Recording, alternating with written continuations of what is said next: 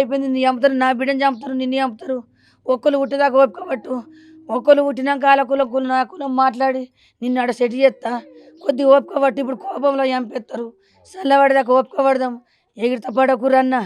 అమ్మా అమ్మ నా బంగారం ఇవి అన్నాడట. ఏం చేసిరంటే మరి చేసుకుంటూ కానీ 20 లక్షల బాకి పైసలు పోయామను, కట్నం పోయామను. 20 లక్షల కట్నం పోయామను, 4 ఎకరాల భూమి ఇయ్యమను. అది నిజామాబాద్లో పిల్ల మాట్లాడారట. వాళ్ళు 4 ఎకరాల భూమి ఇస్తున్నారంట, 20 లక్షలు వస్తున్నారంట. దీన్ని చంపేసిరారా. ఇక 20 లక్షలు పోస్తారు, 4 ఎకరాల భూమి ఇస్తారు. ఇప్పటికి మించిపోయింది ఏం లేదు కొడుక, తమ్ముడా, ఇప్పటికి మించిపోయింది ఏం లేదు.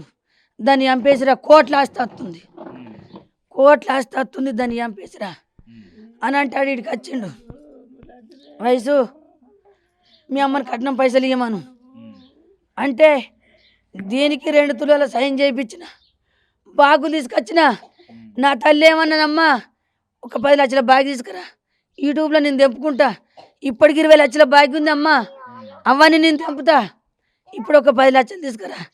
అల్లునికి 1 తులం సైన్ వారే, అల్లునికి బండి కొనియ్యు.